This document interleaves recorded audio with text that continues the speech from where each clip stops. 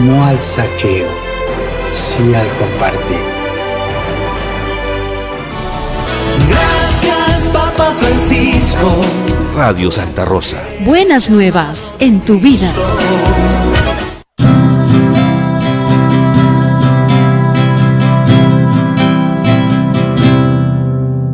Radio Santa Rosa está, la primera radio católica de nuestra comunidad. Radio Santa Rosa, consuelo y paz. Radio Santa Rosa.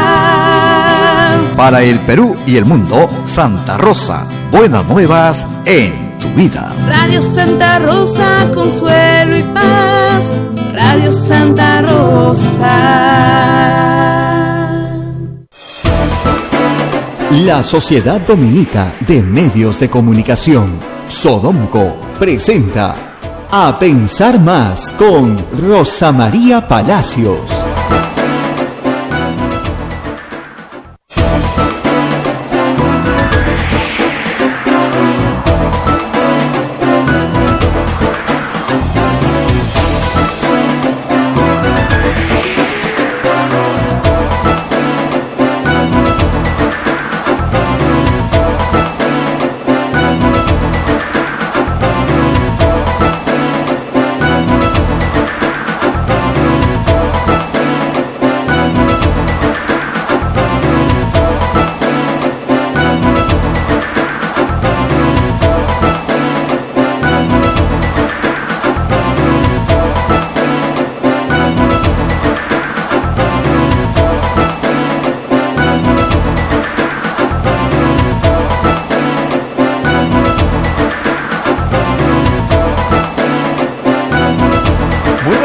Señoras y señores, bienvenidos a Pensar Más con Rosa María Palacios a través de las emisoras de la Sociedad Dominica de Medios de Comunicación. La Sociedad Dominica de Medios de Comunicación está integrada por una red de radios. En Lima tenemos a Radio Santa Rosa en la frecuencia modulada y en la amplitud modulada en el cono sur. Radio Santo Domingo en Chimbote, RSD, usted lo encuentra con ese nombre. Radio San Martín en Arequipa, Radio Veritas en el Cusco, Radio Cepagua en Ucayali, Radio Quillabamba, donde no solamente nos escuchan, sino nos ven a través de la plataforma de televisión que tiene Radio Quillabamba, a través del Facebook, y también Radio Madre de Dios en Puerto Maldonado, que también nos ven por su señal televisiva. A esta red se une otra red de radios amigas, como es en Huánuco, Radio Huánuco, Radio La Voz de Ayacucho en Ayacucho, Radio Pública y Radio La Decana, dos radios en Puno, y en Juliaca, Radio San Valentín, Radio Moro en Ancash, Radio Cumbre en Huancayo, Radio Milenio en Satipo, Radio Estación Solar en Abancay, Radio Oriente en Yurimaguas, Radio Los Ángeles en Cajamarca, Pumaque Estéreo. AM Tagua nos pone en podcast en todo el Perú y el mundo. Estamos en los aplicativos móviles y también estamos en la página web de Radio Santa Rosa, www.radiosantarosa.com.pe. Bien, son las 8 de la mañana con 3 minutos y ya estamos conectados en este 3 de septiembre con Rosa María Palacios. Rosa María, muy buenos días. Bueno, muy buenos días a todos, muy buenos días a nuestros oyentes en todo el Perú y en todo el exterior, todos los peruanos que nos escuchan fuera del Perú. Ha llovido bastante todavía y sigue lloviendo. Frío, hace frío, hace mucho frío. Frío, para Lima es frío. En realidad, si ustedes miran la temperatura, no hace tanto frío. Hay 15 grados. Ustedes dirán, pero ¿qué le pasa a los limeños? Claro, pues, pero cuando tienen 90% de humedad, es bastante frío. Acá la clave es la humedad. Y bueno, en el tema de la pandemia, declaraciones ayer de la ministra Massetti en el programa de Jaime Chincha, que han dejado a algunas personas un poco confundidas, entre ellas a mí. A mí también. ¿A ti también? Sí. A todos los han dejado un poco confundidos. Ha dicho la señora Massetti que los asintomáticos, que están enfermos, o sea, que tienen el COVID pero no tienen síntomas, no contagian. Luego dijo en la misma entrevista que contagiaban muy poco. Esto ha sido muy confuso, porque si los asintomáticos no contagian, es porque no abren los colegios. Los niños, los adolescentes, prácticamente no tienen síntomas. Mientras no tengan síntomas, entonces que vayan al colegio. O sea, es una declaración bien compleja por sus consecuencias. Entonces yo quisiera que nos dieran alguna explicación porque de verdad no entiendo. Bastaría que no tuvieras síntomas para que te subieras a un avión, para que vayas en un bus interprovincial. Pero lo que hay que buscar son los síntomas. Señor, usted tose, no, tiene fiebre y te toma la temperatura, tampoco. A ver, oxímetro, perfecto, suba, no va a pasar nada, porque usted no tiene síntomas aunque tenga la enfermedad. Y ya no hay que hacer pruebas, pues, porque en realidad, salvo que tenga síntomas, cuando tiene síntomas te haces la prueba. Y sabemos que el porcentaje de personas que tienen síntomas es, en el universo total de los enfermos, bien pequeño. O sea, los síntomas no se presentan sino más o menos en el 20% de los enfermos, tal vez 30% de los enfermos. Entonces, si la enfermedad no viaja con los asintomáticos, bastaría que tú simplemente aislaras a los que sí tienen síntomas. Eso no explica la expansión, la velocidad de expansión de la enfermedad. Yo ya no entiendo nada, Abel. No entiendo. Yo no tengo síntomas. Entonces yo podría ir con todas las personas que no tienen síntomas a hacer vida social, a tomarnos un café, a ir a un club deportivo, a ir a un club social, ir a una fiesta. No tenemos síntomas. O sea, los jóvenes que estaban en la discoteca Thomas, todos contagiados, ninguno podía contagiar a otro porque ninguno tenía síntomas. Yo ya me perdí. O sea, hay días en que la ciencia es muy confusa. Sí había leído que el asintomático contagia menos. O sea, si el sintomático contagia en promedio, por decirte, a 3, el asintomático no contagia a 3, contagia a medio, ¿no? En promedio, o sea, mucho menos. Pero no que no contagiara. ¿Cuál es el sentido entonces de todas las medidas que hemos tomado? Ya me perdí. Me ha perdido la ministra Macetti, no entendí nada. O sea, yo entiendo que si tú no tienes síntomas, pero tienes la posibilidad de contagiar, entonces hay que cuidarnos de todos aquellos enemigos, pues, invisibles, ¿no? Razón por la cual se cierran las escuelas. Porque los niños asintomáticos se contagian entre ellos y llevan el virus a casa, contagian a sus padres, contagian a sus abuelos y ahí se produce la mayor mortandad. Pero resulta que esos niños asintomáticos que van a la escuela no se contagian entre ellos, no pueden contagiar a nadie además en su casa. Entonces, ¿por qué no los mandamos al colegio? Todo el tema de infancia está en que son asintomáticos. Todo el tema. Yo ya no entiendo nada. De verdad, no. Por favor, auxilio. Que alguien nos ayude. No entiendo nada. Y la doctora es una doctora de mucho prestigio, reputación. Yo no dudo que si lo está diciendo es porque sabe algo que nosotros no sabemos. Que abran las escuelas mañana. Que abran las universidades. Se acabó. ¿Por qué no? Si los asintomáticos no contagian. Y reitero, la gente joven, a los niños de menos de 14 años, ni siquiera los dejan salir de sus casas. Si son asintomáticos, ¿qué les digo? La gran mayoría de niños no tienen síntomas. Los niños que han hecho síntomas han terminado hospitalizados. Y lamentablemente muchos de ellos con síndrome de Kawasaki. Y han muerto en toda esta pandemia 80 menores. Pero son 80. No son 8 millones de estudiantes en las escuelas públicas y privadas del Perú. ¿Qué está pasando? O sea, es muy confuso. Este tipo de afirmaciones confunden mucho a la gente, a ver. ¿Por qué, digamos, cuando iban a hacer pruebas a los mercados ya mayo, junio, encontraban pues que todos los vendedores de los mercados estaban contagiados, 50%, 60% contagiados, sin síntomas, y decían, no puede ser, a sus casas, mercado cerrado? Ya, si me está diciendo la ministra que ese vendedor de fruta que no tiene síntomas no te va a contagiar, que solo te contagia el que tiene síntomas. Y yo no conozco a nadie que vaya y se abrace con uno que estornuda, ni que tiene fiebre, todo el mundo sale corriendo. Entonces, ¿cómo se ha contagiado tanta gente?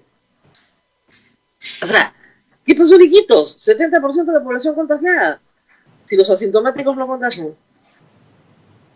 Eso es un estudio de prevalencia que es del Ministerio de Salud, y la misma ministra señala que en Quito se alcanzó inmunidad de rebaño. O sea, ya no hay muertos en Loreto hace días. Una buena noticia, hay que decirlo. ¿A qué costo? Pero una buena noticia. No estoy entendiendo. Me perdí completamente. Yo creo que la consecuencia lógica... Yo creo que... Sí, Abel.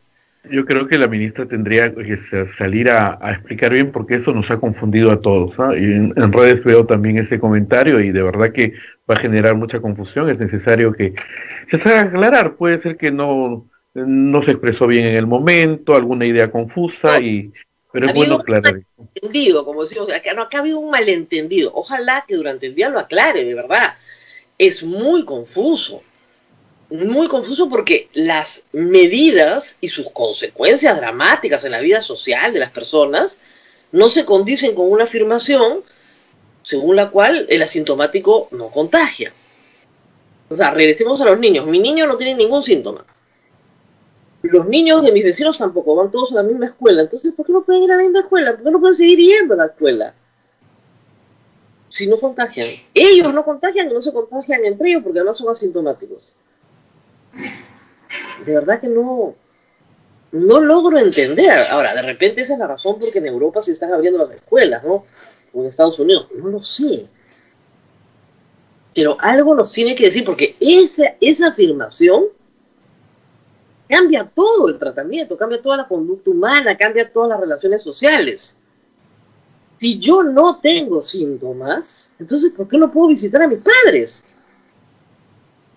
Me encantaría saber. Si yo no tengo síntomas, nada, no tengo fiebre, no estornudo, no me duele la cabeza, nada, no tengo ningún dolor en el pecho, no toso, nada, ni un moco, nada, no tengo el estómago suelto, me siento absolutamente bien. Y me he sentido igual los últimos 15 días. No tengo ningún síntoma. Mis padres están encerrados hace 6 meses sin ver a nadie. Eso es lo que nos han dicho. Muy bien. ¿Por qué no puedo verlo? Si según la doctora Macetti, yo no los voy a contagiar. No los voy a contagiar. Es imposible que los contagien. Bueno, muy bien. Entonces, ¿por qué no me permiten verlos? El Estado peruano dice, no te reúnas con tus familiares. Y el Estado peruano, la doctora Macetti, me dice que si soy asintomática no contagio. No entiendo, o sea que claro, la pichanguita podría haber uno con síntomas y el sintomático sí contagia. Ah, bueno, ya. Pero los asintomáticos, si no contagian, ¿por qué no pueden ir a ver a su familia? Ah, es que no sabemos si eres asintomático o no. No, perdón. Ser sintomático es una cosa bastante objetiva. Sintomático. Tengo síntomas de algo parecido a una enfermedad respiratoria. ¿Ok? Cualquiera que sea. Puedo estornudar, puedo toser, puedo tener fiebre. Esos son síntomas. Bien objetivo. ¿Cuánto de fiebre tienes? No saturo el oxígeno correctamente. No tengo ningún síntoma. Nada. Termómetro, oxímetro, nada. ¿Por qué no voy a ver a mi mamá? Explíqueme, doctora. No entiendo. Y además, si los asintomáticos no contagian, ¿por qué usamos mascarillas? ¿Para qué? Los asintomáticos no contagian. Están enfermos, pero no contagian. Perfecto. No tienen ningún síntoma. ¿Para qué usamos mascarillas? Protectores faciales, mascarillas, nos lavamos las manos, hablamos a 1,5 metros de distancia o 2 metros, ¿no? Con protectores. O sea, nos esmeramos en no tener contacto humano alguno, y la señora nos dice que no contagiamos. ¿Qué pasó? O sea, no entiendo. Sí, acá nuestros oyentes nos dicen que en algún momento aclaró que un porcentaje de asintomáticos es que que contagian, ¿no? Es un porcentaje mínimo. Pero de todas maneras sería bueno, otros nos dicen quizás son estudios nuevos, ¿no? Pero sería bueno que nos aclaren para que no tengamos esta incertidumbre. Ustedes no pueden sacrificar toda la educación universitaria, por ponerte un ejemplo, ¿no? Bastaría con que dijeras, bueno, pueden ir a clases, pero siéntense con distancia y usen su mascarilla. O sacrificar toda la educación escolar. Dicen, bueno, los chicos pueden ir al colegio, pero no se han tomado medidas en otros sitios, ¿no? El mismo grupo juntos siempre, para no juntarse con otras clases, entonces armas como una especie de unidad ¿no es cierto?, entre los de este grupo, medidas que se están tomando en otros lugares. ¿Por qué no? Yo te digo, no entiendo nada. Tenemos las escuelas cerradas desde marzo, algunas nunca abrieron. Le pedimos a la ministra que nos aclare entonces el punto. Por favor, que nos aclare. Sí, Sería por una favor. alegría que los chicos pudieran volver al colegio. Si ella nos dice que no se puede, no se puede, no hay ninguna discusión. Acá hay que obedecer lo que la autoridad sanitaria te dice. Yo no estoy llamando a ojo a ninguna rebeldía, hay que obedecer porque es lo mejor para todos. Pero quisiéramos saber por qué. Si ella me dice, no, es que esa mínima posibilidad ya es un enorme riesgo, bueno, lo puedo entender.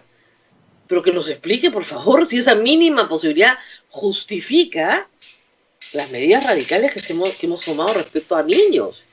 Los niños solamente pueden salir en el Perú media hora al día. Los menores de 14 años solo pueden salir de sus casas media hora al día. No pueden entrar a ningún establecimiento comercial. Están prohibidos de entrar a una tienda. Ni siquiera para comprar un chupete. O sea, estamos hablando de medidas radicales con la infancia, pero absolutamente radicales. Y los niños que están en zonas del Perú, que es un tercio del Perú, que están con cuarentena, no salen ni media hora. No pueden salir. Eso no es bueno para la salud mental de nadie. Entonces, si estamos haciendo sacrificios en salud mental tan grandes, bueno, los que quisiéramos saber, pues, en el costo-beneficio, un médico evalúa, señora, para su salud mental, en su caso, por favor, salga y camine 1 hora diaria, porque si no, o converse con otros seres humanos, aunque sea a 1 metro de distancia. A lo que voy es que, si nos está diciendo que este riesgo es mínimo, ¿vale la medida tomada? ¿O hay algo que discutir en el Consejo de Ministros que no han discutido? Nosotros vamos a estar ahorita con la ministra de Economía, con la señora María Antonieta Alba, en un ratito. Hay muchísimas preguntas de economía, hemos recibido algunas de ellas a través de las redes sociales. Vamos a tratar de poner los grandes temas juntos. Yo sé que todos tienen mucha expectativa de saber qué va a pasar, ¿no? La gran incógnita acá es la incertidumbre que tenemos. Muchas cosas no sabemos cuándo van a pasar. Por ejemplo, ayer nos han dicho que en octubre, dentro de un mes, regresan los vuelos internacionales. Pero no sabemos, en realidad, por ejemplo, aquellas personas que tenían familiares que vienen en diciembre, se van en enero. ¿Vale la pena que vengan? Depende de dónde vienen. Les van a pedir cuarentena si vienen a pasar Navidad y les van a pedir cuarentena en su lugar de destino. O sea, 14 días acá y 14 días allá, mejor que no vengan. O basta con la prueba molecular. El ministro de Transportes dijo que bastaba con la prueba molecular. ¿A dónde se la tiene que hacer? Acá, antes de llegar, en la salida. Es un costo enorme para el viaje hacer pruebas moleculares a cada uno de los pasajeros. Hay que hacerlas, pero una prueba molecular no baja en el Perú de 400 soles. En el extranjero debe costar no menos de 100, 120 dólares. Entonces es un costo adicional de viaje, hay que considerar eso también. ¿Esto permite abrir algunas actividades turísticas o no? Muchas cosas están todavía muy sueltas, ¿no? En un ambiente de enorme recesión. Entonces, claro, la ministra de Economía tiene mucho que decir al respecto. Piensen ustedes que el turismo es una industria que mueve un porcentaje muy importante del crecimiento económico. Entonces, no hay turismo, cero. No hay ni siquiera venta de artesanías, ¿se dan cuenta? Entonces, eso tiene un impacto enorme. El hecho de que se abra el aeropuerto, bueno, ¿qué quiere decir? Con una demanda muy pequeña, con un flujo de vuelos muy pequeño, y que para fines laborales no turísticos, complicado. Ahora, todas las semanas están entrando aviones al aeropuerto Jorge Chávez, hay que decírselo al público, charters que se pagan, que organizan los consulados o organizan agencias de viaje desde el Perú para distinto público, o sea, por ejemplo, repatriación de peruanos o salida de extranjeros a Europa. Ese tipo de vuelos ya existe. Son pocos, pero hay, pagados obviamente por los usuarios del Estado peruano. y por supuesto a un costo bastante alto, ¿no? Algunas compañías aéreas validan pasajes vendidos por ellas mismas que se perdieron desde marzo a la fecha, pero en términos generales es poquísimo el tráfico aéreo. Ya salió del grupo aéreo número 8, ahora ya está en el aeropuerto Jorge Chávez nuevamente. Ayer hemos visto a estos funcionarios chinos llegar a través del aeropuerto Jorge Chávez y llegan al Perú justamente para el ensayo clínico que se está haciendo con la vacuna Sinovac, la que está procurando China. Entonces, sí hay cierto movimiento, pero ¿cuánto movimiento? No sabemos. Rosa María, antes de ir con la ministra que ya nos está, ya la vamos a tener, solamente esta citación que ha hecho la Comisión de Fiscalización del Congreso de la República, el señor presidente de la República, el señor presidente tiene que ir al Congreso, está obligado a ir. No, está obligado. Quieren presencial, ¿eh? El señor Alarcón, porque algo de la Constitución conoce, no puede ser tan burro de no saber que el presidente no está obligado a ir al Congreso. El presidente solo puede ser acusado durante su mandato por 4 cosas. Ninguna de esas es contratar a Richard Swing. Entonces, es absurdo. Toda esa investigación es un disparate. ¿Qué tiene que ver el presidente en un tipo que canta, que baila mal, que canta mal, que seguramente sus honorarios eran exageradísimos para la calidad de sus servicios, estamos de acuerdo, y que el Estado peruano muchas veces gasta mal, sí, claro, pero eso qué tiene que ver con el presidente de la República? O sea, le quieren bajar el nivel a todas las cosas en este mundo, incluidas la institución de la presidencia. ¿Y qué puedes esperar además del señor Alarcón, que está procesado por crímenes bastante graves? Y al cual además tampoco se le puede procesar con toda libertad porque, claro, es congresista de la República. Los arequipeños votaron por él, ¿eh? A mí no me miren. Los arequipeños votaron por este señor en la lista de Antauro Humala. Ese es el resultado. Ese señor que debería estar afrontando sus procesos penales, ¿no es cierto?, por serios desbalances patrimoniales, por realizar contrataciones ilegales durante su mandato como contralor, un sujeto que grababa a todos los ministros para después chantajearlos. Ese es el presidente de la Comisión de Fiscalización de este Congreso. Aunque usted no lo crea, pero reitero, los arequipeños votaron por él, pues es su representante. Ahí tienen. Y cita al presidente de la República porque sí, porque, bueno, estamos fregados. Ahora, el presidente puede ir, ¿eh? Puede decir, sí, yo encantado, vamos. No tiene que ir, no está obligado a ir. Pero claro, dicen, no ha querido venir porque no quiere huir de su responsabilidad. Esto es completamente político, no hay ningún interés en buscar la verdad, buscar la justicia. O sea, los valores fundamentales éticos no están ahí. Oye, si querían vacarlo por jugar tenis, porque habían 3 personas que jugaban con tenis con él y tenían puestos en el sector público, ¿cuál es el delito? Mira, ¿cuántas veces en estos años he dicho cuál es el delito? Todo el mundo me insultaba y al final todos dicen hoy, ¿cuál es el delito? Exactamente igual. Primero lee tu código penal antes de estar persiguiendo gente por las puras. La muerte. Ahora, donde sí hay delito es lo de Marta Chávez, que ya retiró las palabras, ha dicho ayer, ¿eh? No soy parte de un circo, pero ha debido pedir disculpas. No, una cosa es retirar las palabras y otra cosa es pedir disculpas. Ha podido alegar que ha habido un malentendido, que es lo que normalmente se alega en estos casos, ¿no? Pero en fin, ya hablamos de ayer. Estábamos ya en la con la doctora... Sí. Vamos a ir a la pausa, pero me están escribiendo de Arequipa, me dicen, disculpa, Abel, Rosa María, Arequipa no votó por Alarcón, votó por el doctor Chaña, que era el número 3, y por añadidura entró Alarcón. Así que ya, echa la aclaración para nuestros amigos arequipeños que están muy fastidiados. Acá también Eduardo está protestando. Los arequipeños votaron por él, si no, no hubiera entrado. Bien, vamos a la pausa, Rosa María. Vamos a la pausa que viene la ministra María Antonieta Alba para hablar de la economía de nuestro país. Pausa.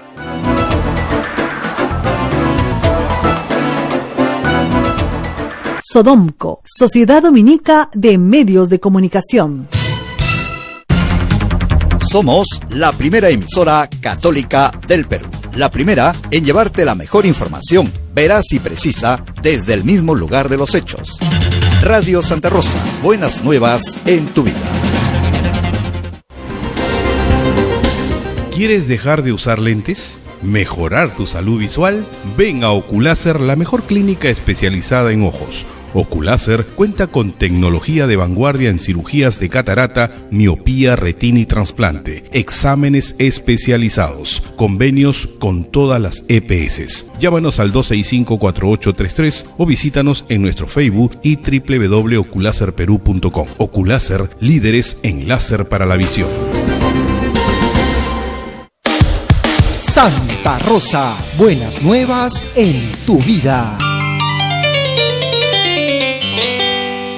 Sodomco, Sociedad Dominica de Medios de Comunicación.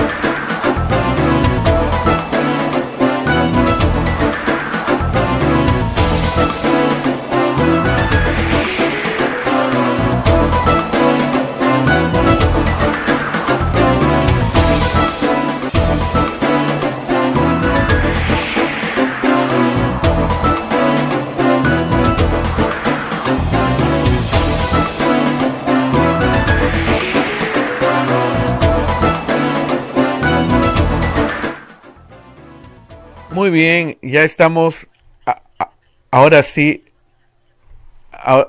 un ratito. Bien, estamos haciendo las conexiones con el Ministerio de Economía y Finanzas para que nos puedan ustedes escuchar con toda claridad y puedan escuchar a la señora ministra María Antonieta Alba en esta entrevista muy importante, porque hay muchas inquietudes, muchas preguntas y vamos a tener que conversar de varios temas. Como siempre les recuerdo que esta entrevista está saliendo por Radio Santa Rosa en Lima, tanto en la amplitud modulada en la parte sur de Lima en todo el Perú, y la frecuencia modulada en la parte sur de Lima, Radio Santo Domingo en Chimbote, Radio San Martín en Arequipa, Radio Veritas en Cusco, Radio Cayali en Cepagua, Radio La Convención en Quillabamba y Radio Quillabamba en la Convención, Radio Madre de Dios en Puerto Maldonado. Son las emisoras dominicas del Perú. Se une otra red de radios como en Huánuco, Radio Huánuco, Ayacucho, Radio La Voz de Ayacucho, en Puno, Radio Pública y Radio La Decana, en Juliaca, Radio San Valentín, en Ancash, Radio Moro, en Huancayo, Radio Cumbres, Atipo, Radio Milenio, en Abancay, Radio Estación Solar, en Yurimaguas, Radio Oriente, en Cajamarca, Radio Los Ángeles, Apumaquisterio, a Metagua nos ponen podcast en todo el Perú, el mundo, los aplicativos móviles y la página web de Radio Santa Rosa. Bien, hecha todas las menciones correspondientes, Rosa María, adelante. Bueno, hay un poco de ruido, porque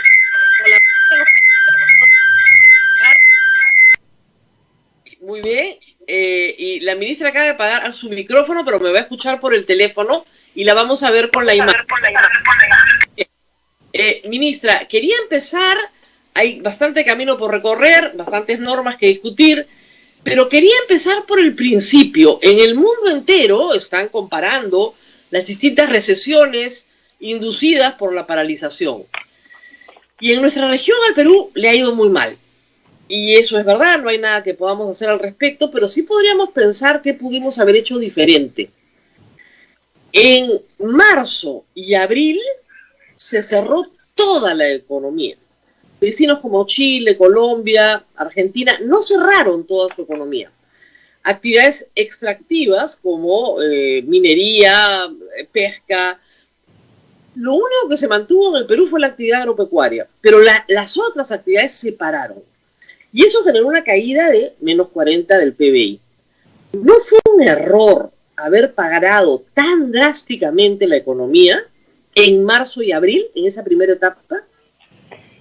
Creo que es importante para compararnos con otros países en la situación en la que nosotros partíamos, ¿no? Partíamos en una situación donde para 33 millones de peruanos en ese momento habían menos de 300 camas UCI. Por eso se tomó una decisión muy severa. Nosotros teníamos acá en el Ministerio de Economía y Finanzas unas proyecciones de contagios y de muertes y con un aparato de salud sin capacidad de respuesta. Entonces para nosotros sí fue fundamental tener una cuarentena, un confinamiento que determinó que solo el 44% de la economía opere, pero era porque las condiciones de las que nos basábamos, pensemos en países como Colombia o Chile, ellos han podido desplegar, ellos ya tenían un instrumento de subsidio a las familias desplegado. Entonces esa decisión fue drástica, pero creo que el punto inicial en el que partíamos respecto a otros países en el tema de la precariedad del sistema de salud nos hizo llevar una decisión de este tipo, ¿no? Pero también una decisión carísima para el Perú, pero claro, como usted dice, había esta justificación. Hacia mayo, examinemos ahora mayo y junio, se abre un poquito la economía, pero se mantiene todavía muy cerrada, muy reglamentada, muy rígida, llena de problemas, protocolos, cuando se debió haber abierto un poco más porque la informalidad en el Perú ya estaba abriendo. Nuevamente, ahí no hubo una evaluación incorrecta, no debe haberse soltado un poco más para levantar un poco la situación del Perú. Sí, como nosotros decimos, esto de cerrar y abrir la economía es un camino que no habíamos recorrido antes.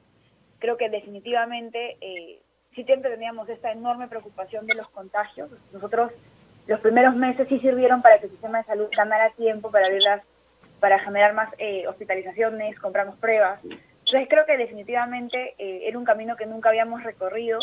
Identificamos algunos cuellos de botella en la apertura, entonces que luego tomamos algunas acciones correctivas y facilitamos mucho más el proceso, pero sí nosotros no podemos negar que se cometen algunos errores en nuestras estrategias, pero rápidamente se evalúan y se corrigen, que es un poco lo que pasó con ese tema de los protocolos, ¿no? Pero sí, Rosa María, es un camino que nunca hemos recorrido, entonces tenemos que... Claro, yo entiendo que el MEF tiene que tomar decisiones sobre Rosa lo que... María, sí, Abel. Un favor, le pedimos a la señora ministra si podría acercarse un poco al teléfono, porque nuestros oyentes dicen que se escucha un poquito bajo. Perfecto. O que se acerque normal, que se ponga como el teléfono normal. Gracias. Sí, ya, adelante. Están ayudándola técnicamente, sí, para ponérselo así, para poder... Es un poco incómodo, pero ayuda a que el público pueda entender mejor lo que estamos conversando. Y claro, efectivamente, todos son generales después de la batalla, es difícil juzgar, pero sí se entiende lo que pasó en el Perú, sí se entiende que en marzo y abril el cierre fue muy rígido, en mayo, junio se abrió, pero se abrió no por completo y con muchas dificultades. Recién en julio, agosto se ha abierto un poco más y ha mejorado un poco, pero todavía no estamos al 100%. Ahora, en ese contexto, ustedes tomaron medidas porque Salud les dijo que esas eran las proyecciones. El problema es que, por ejemplo, Salud cerró la atención primaria. No es culpa de ustedes, de Río. Salud cerró atención primaria. Focalizó toda su atención en infraestructura y en camas hospitalarias. Y esa decisión no fue buena, porque abajo se expandió el contagio que no debe haberse expandido. ¿No ha habido ahí un problema de comunicación entre salud y economía?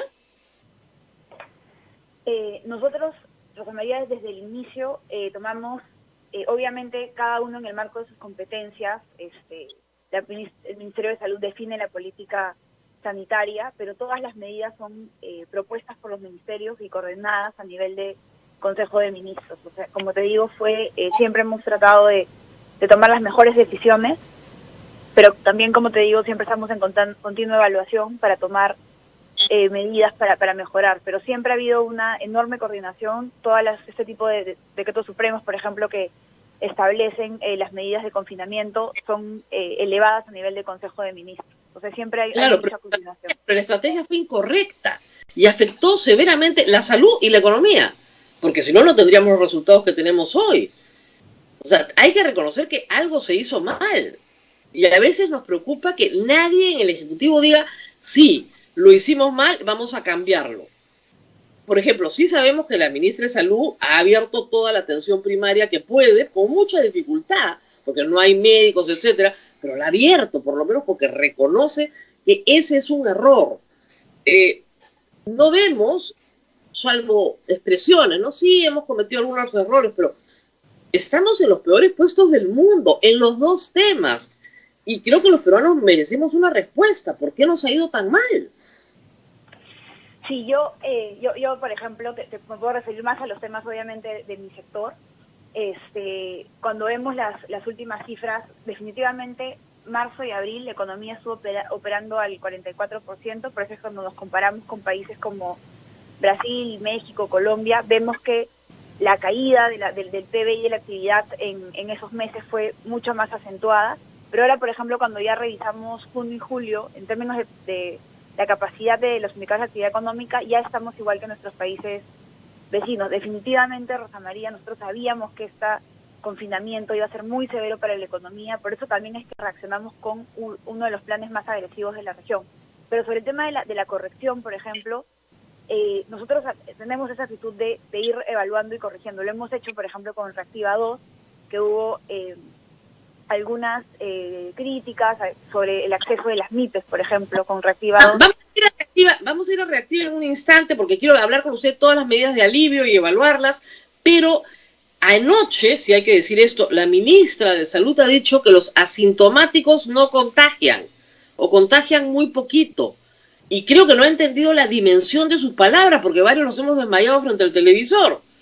Todas las universidades cerradas, todos los colegios cerrados, porque los asintomáticos contagiaban. ¿Va a haber un cambio en eso? ¿Va a haber un cambio ahora sí de apertura, dado que los asintomáticos no contagian? Creo, Rosa María, que sí sé exactamente lo que pasó ayer, hacia el final de la entrevista, también para que todos los oyentes sepan que nosotros ministros estamos trabajando más de 12 horas al día, entonces creo que tener una confusión en una entrevista somos seres humanos también. Entonces, al final de la entrevista, y eso es lo que yo he visto anoche en las redes del Ministerio de Salud, es que la aclaración es que sí contagian, pero nos cuidamos menos de ellos, porque ellos no tosen, por ejemplo. Entonces... es un malentendido. Nos ha dejado sin dormir la ministra de Salud, de verdad, porque tanto sacrificio, tanto esfuerzo económico, tanta gente desempleada en el Perú, tanta tristeza... ¿Y no contagian? O sea, ¿qué pasó? Sí, yo entiendo, Rosa María, no pude ver específicamente la entrevista, pero luego me informé de lo que había sucedido. Vi también este esfuerzo que hubo en las redes del MINSA por aclarar esto. Es básicamente que contagian, pero como no vemos signos visibles de su enfermedad, no tosen, nos protegemos menos de ellos. Sí contagian, ok, muy bien. Ahora, vamos a las medidas de alivio. Vamos a hablar de dos tipos. Vamos a hablar un instante de las empresas, pero primero hablemos de las familias y las personas. Los primeros bonos que se diseñan con el MIDI sabemos que tuvieron problemas porque la base de datos no era la correcta, se ha corregido, pero hubo un problema también dramático. Lamentablemente los más pobres del Perú no tienen cuentas de banco y se les obligó a ir a bancos y a hacer colas en bancos. Y ahí se contagiaron. Es decir, el Estado creó un sistema de alivio, de subsidio a la pobreza que les llevó a enfermedad. Esto es un error gravísimo. A ver, Rosa María, a ver, varias cosas. Efectivamente, no todos los peruanos tienen acceso a las cuentas. Más o menos solamente 4 de cada 10 adultos tienen cuentas. Nosotros, si se acuerdan, en el primer bono, hicimos medidas para minimizar el contacto social. En la primera plataforma de los bonos se programó las fechas donde cada uno, fue un esfuerzo sin precedentes, con la información de los DNIs, se cruzó con las agencias de los bancos y se le recomendó a cada ciudadano qué día y a qué agencia tenía que ir. Hay otros problemas como que la gente no tiene actualizado necesariamente el DNI, pero sí desde el inicio se utilizó, de hecho, la plataforma donde uno elige, donde uno ve dónde queda su mesa de votación. La misma plataforma se la pedimos a la OMPE y con los DNI de las personas se sabía exactamente qué día debía ir a cobrar el bono y a qué agencia. En un esfuerzo por tratar de hacer esto ordenado, obviamente, como te digo, habían complicaciones, no todos los DNIs, la gente decía, oye, mi DNI está en Amazonas y yo vivo en Lima. Entonces sí hubo un esfuerzo, además una reacción muy rápida de un mecanismo sin precedentes, pero también, por ejemplo, ¿qué está pasando también ahora, no? A veces se transfiere igual a las cuentas, se utiliza la banca digital, pero la gente igual quiere ir al cajero, ¿no? Entonces creo que solamente transmitirles la tranquilidad que sí desde el inicio hemos pensado cuáles eran los mejores mecanismos para minimizar el contacto, pero ahí también como en la salud. Pero congresista, si usted le da al banco, a la agencia, solo 4 horas de atención, porque le puede tener un toque que era a las 6 de la tarde, y en algunos casos en el norte del país a las 4 de la tarde, lo único que hace es aglomerar a la gente. Se pusieron menos agencias, con menos personal, y además en horario reducido, lo cual fue un error garrafal. Usted necesita descongestionar. El toque de queda fue fatal para la compra de alimentos y para el cobro de bonos. Y fue un error, y un error que se mantiene. En el caso de los bancos, acá también nos enfrentábamos a situación de contagio de las personas que atienden en los bancos. Entonces lo que hizo la banca fue trabajar con suplentes. Por eso es que debido a los niveles de contagio que se enfrentaron en algunas ciudades como Iquitos, lo que hacían es que iba trabajar, digamos, 2 tercios, porque si había contagios, para que pudieran ser una banca de suplentes, por así decirlo, ¿no? Pero definitivamente, Rosa María, nosotros evaluamos constantemente las medidas en este segundo bono, queremos que todo sea mucho más digital, hemos tenido más tiempo también para implementarlo, el Banco de la Nación está implementando esta cuenta DNI, o sea, también son algunas oportunidades que vemos en esta crisis para cerrar esta brecha tan grande de inclusión financiera que hay en el país. Ahora, cuando se habla de que en total, en el primer bono, por distintos lados, ¿no? Por el agrícola, etcétera, se beneficiaron a 8,5 millones de familias, y en el segundo también, cuando decimos familias, ¿a cuántas personas nos referimos? Más o menos, esto es en promedio, ¿no? Lo que se calculó de esa subvención fue para cuatro personas. Una familia de 4 personas en promedio, los promedios siempre son engañosos, la cantidad de familias son como 3. Ya, pero 4 por 8 pues es 32, ¿no? Entonces, todos los peruanos recibirían el bono. Somos 32 millones de peruanos, ¿no? 800.000 por 4, todos los peruanos reciben el bono. ¿Por qué no darlo universal y se dejan de problemas? El último esfuerzo que se hizo, primero se inició con una focalización y luego, Rosa María, el último padrón que manejamos es casi universal. Solamente se han excluido las familias que tienen alguien que está cobrando, que está en la planilla, con todas las limitaciones que hay de la data, por ejemplo, ¿no? El hecho de haber hecho una prórroga del pago de impuestos de la SUNAT ha determinado que tengamos la data desfasada de las planillas. Pero sí, Rosa María, comentarte que estas tareas son titánicas y se hacen los mejores esfuerzos con todas las limitaciones que hay de información de los ciudadanos. No hemos tenido incluso que en una segunda etapa abrir un registro, porque no todos los peruanos estábamos en el Padrón General de Hogares. Entonces hemos tenido que abrir un registro. Hay una problemática con los hogares que tienen una sola persona, la típica que tú estás en el 2007, tienes un hijo de 18 años en el 2007 y luego tu hijo se muda a otro lugar. Por eso es como también se han detectado algunos problemas con jóvenes que se les ha incluido en el padrón, porque hemos tenido ese problema con las personas que salen de un núcleo del hogar y se van a otro hogar, ¿no? Pero yo creo que es una tarea titánica, pero siempre hay que dar los mejores esfuerzos y corregir todos los problemas que se presenten. Ministra, conozco gente muy bien acomodada, sin ningún problema económico, cuyos hijos que viven con ellos, que tienen 24 o 25 años y no están trabajando, han recibido bono y han decidido donarlo a una buena causa, porque claro, devolverlo es casi imposible.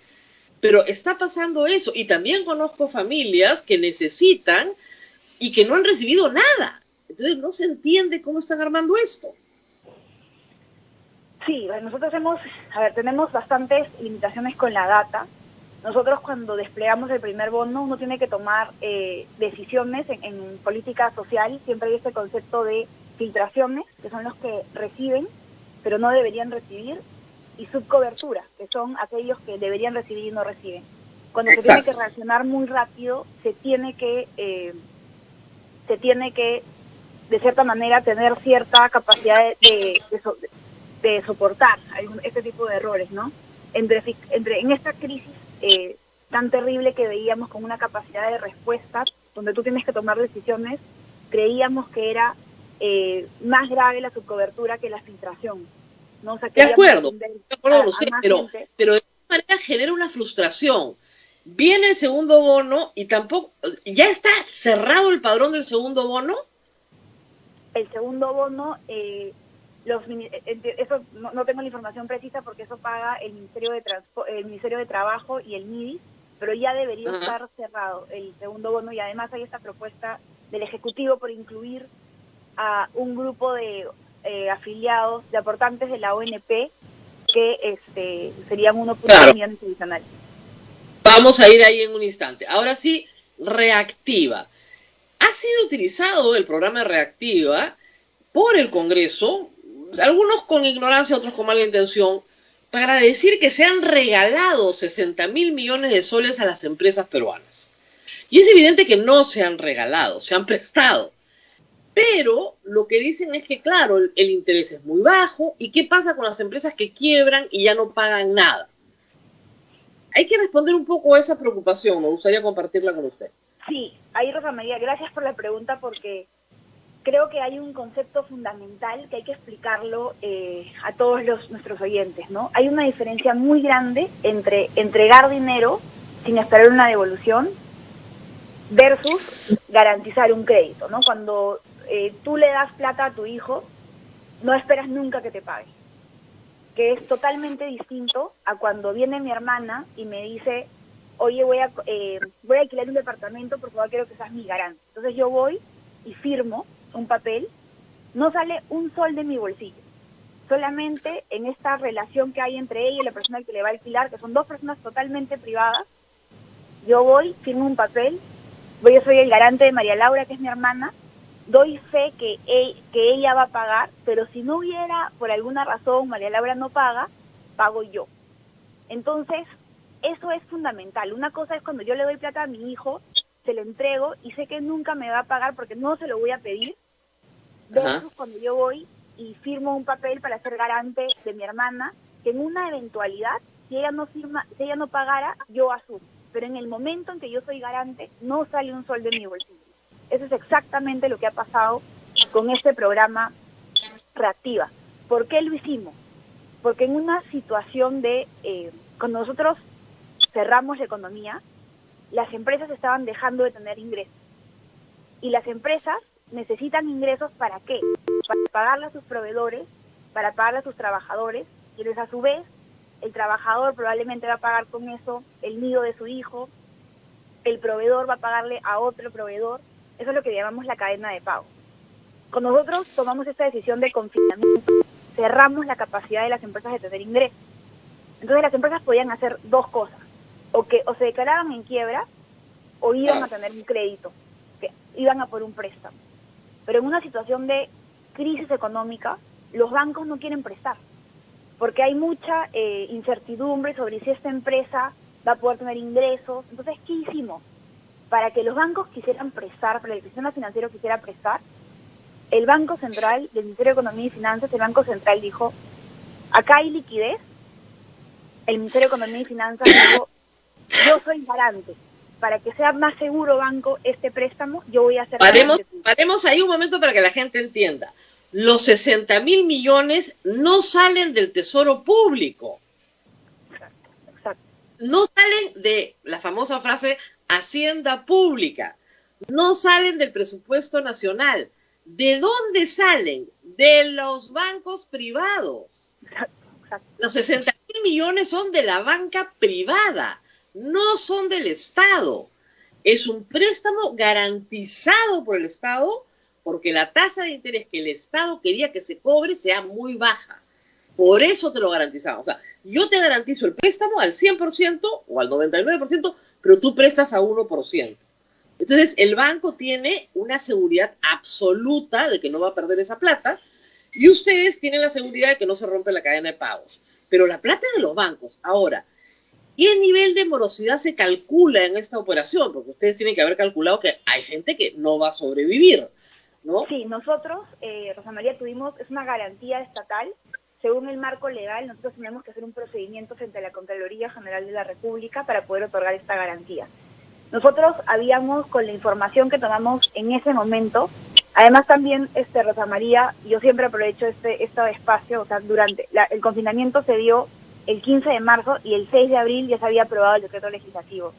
Ahí los equipos de la SBS, del Banco Central y del Ministerio de Economía y Finanzas hicieron en tiempo récord este programa. Tuvimos que pasar por Contraloría. En ese momento calculamos un 25% como un escenario de riesgo, pero ahora con los nuevos datos que tenemos creemos que podría ser 17%. Esto se va a pagar en 3 años. El próximo año serían más o menos, si se activa esta contingencia, serían como 6.000 millones de soles aproximadamente.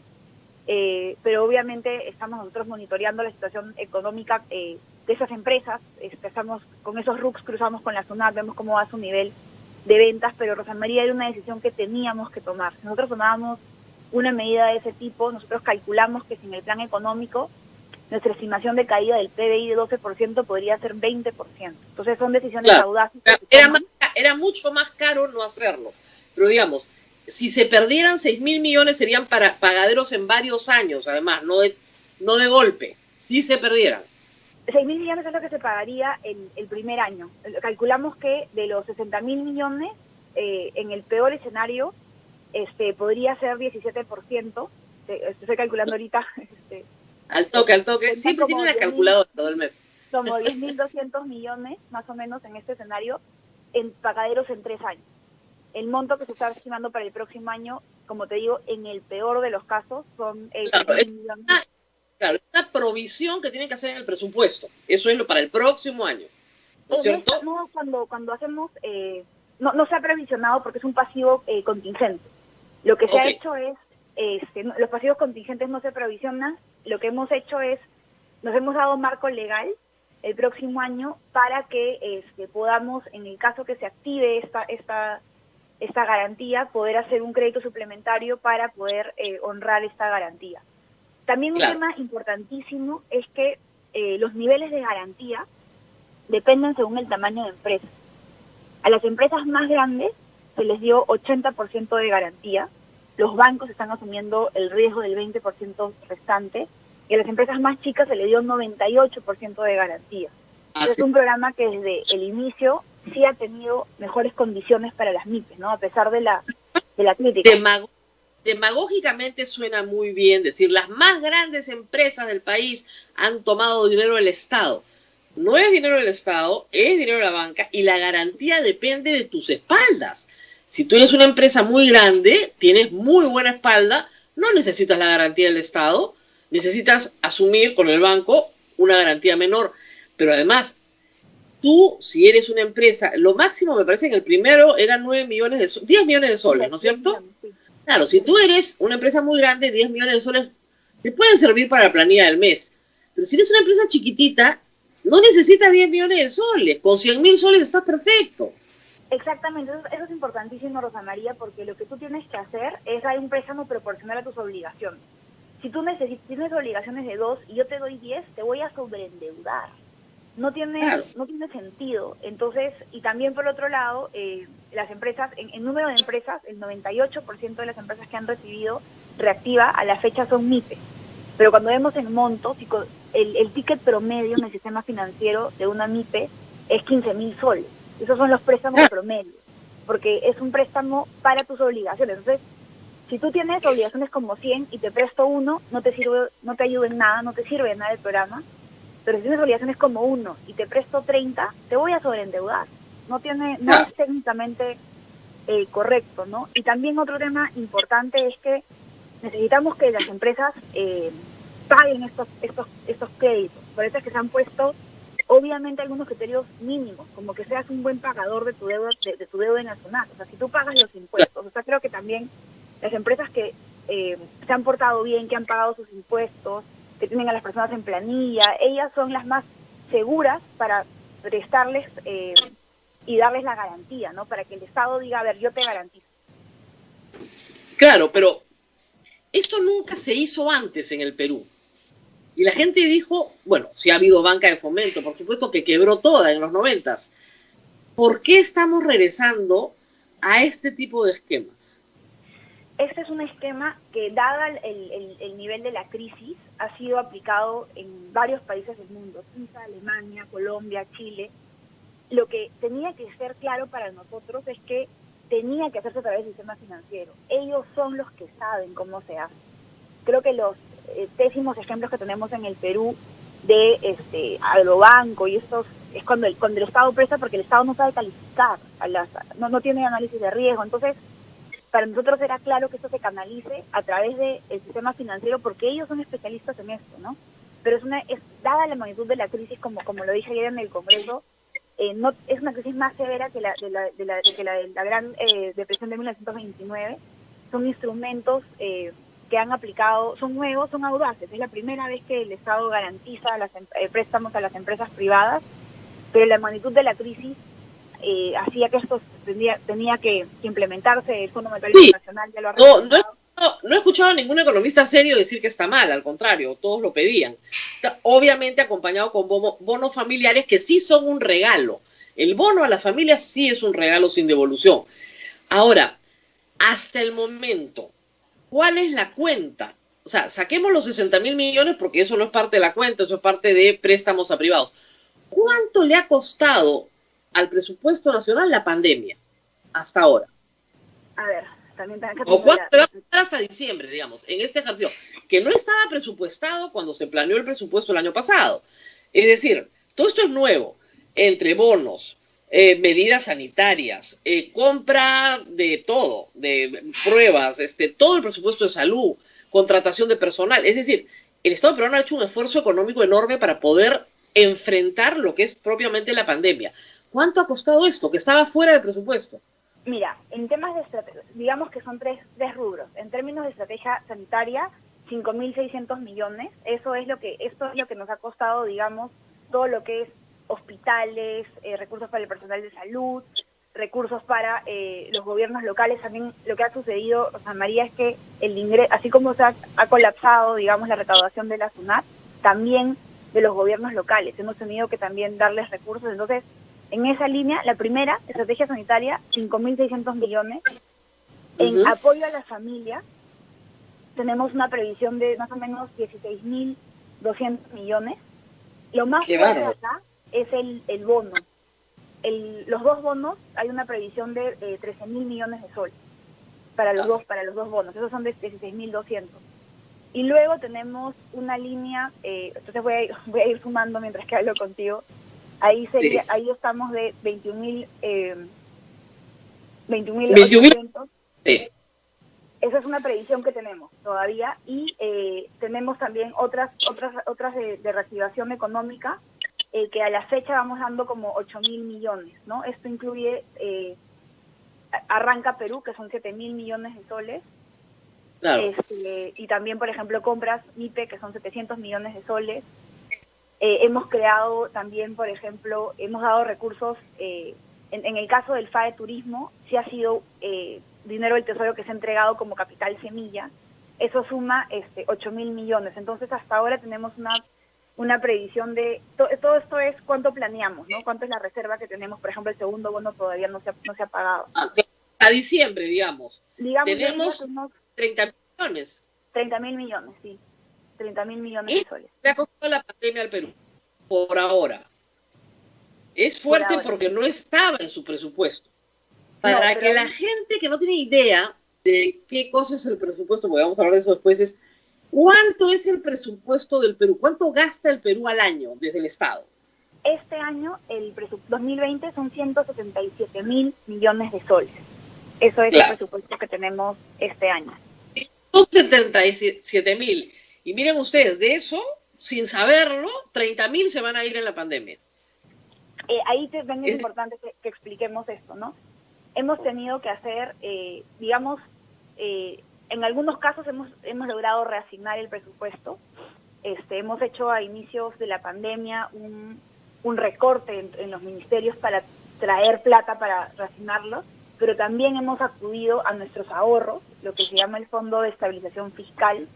También hemos aplicado lo que se llama, lo que es una palabra muy técnica para nuestros oyentes, pero se llama fungibilidad del dinero. A veces yo tengo cuentas, años, mucho tiempo en una cuenta que tiene un montón de reglas de juego. Por ejemplo, me voy a inventar, ¿no? En tal cuenta hay plata que se recibe por un impuesto al turismo para actividades de turismo. Es un ejemplo. Entonces, ahí hay plata hace varios años. Entonces, lo que hemos hecho, nos hemos gestado esa liquidez. Eso se llama fungibilidad del tesoro. Y también, por supuesto, nos hemos endeudado, que creo que eso es algo que también quisiera explicar cuando quieras abordar el tema del presupuesto, pero me parece importantísimo, así como tenemos que explicar la diferencia entre bonos y reactiva, es explicar, ayer he estado en el Congreso explicando el presupuesto del próximo año y tenemos que, hay una caída importante, si quieres ahí hablamos de eso, pero... Vamos al presupuesto, porque lo que usted ha dicho ayer preocupa. El 26% del presupuesto del próximo año va a ser deuda. No se puede financiar sin deuda. Entonces lo que preocupa es que el Perú comience a sobreendeudarse y regresemos a los 80s, que es aterrador para cualquiera que lo haya vivido. Usted es muy joven, no lo recuerda, pero es espantoso. Entonces, 26% de deuda para financiar el presupuesto el próximo año rompe todos los esquemas fiscales que hemos tenido. Entiendo que es una situación extraordinaria, pero refleja también la caída de la tributación. ¿Esto es sano? ¿Es la única forma? Lo que pasa, Rosa María, y para que todos los clientes nos escuchen, a ver, estamos en una crisis, hemos tenido que hacer un presupuesto de crisis, ¿no es cierto? Entonces, obviamente en una crisis se genera dos temas. Uno, se cae la recaudación. Los recursos que usualmente financian el presupuesto, nuestra fuente más grande de financiamiento, ha caído en 18.000 millones de soles, que son los recursos ordinarios. Para que tengan una idea nuestros oyentes, el presupuesto del MIDIS de este año, todos los programas sociales, es un presupuesto de más o menos 5.000 millones de soles. Nos ha caído la recaudación. Las universidades públicas tienen un presupuesto, si sumamos el presupuesto de todas las universidades, son más o menos también 4.000 millones de soles. El presupuesto se nos ha caído algo que suma las universidades públicas más lo que suma el MIDIS, o sea, ha sido una caída muy grande. Para que tengan una idea, el presupuesto de salud del próximo año es 20.000 millones, se ha caído la recaudación en 18.000 millones. Entonces, la recaudación entonces es una caída muy grande en los ingresos, pero también estamos enfrentando una crisis. Y lo que tú quieres es herramientas para contener la crisis, porque tú tienes que salir de la crisis. Y eso implica gastar en dos líneas. En la sanitaria tenemos una previsión de aproximadamente 4.000 millones para el próximo año. Acá hay mucha incertidumbre, entonces hemos programado recursos directamente en el Ministerio de Salud, como la mitad para el COVID, pero tenemos una previsión en la reserva de contingencia que de necesitarse, si el próximo gobierno o vemos que en mayo se requieren más recursos, hay esa previsión.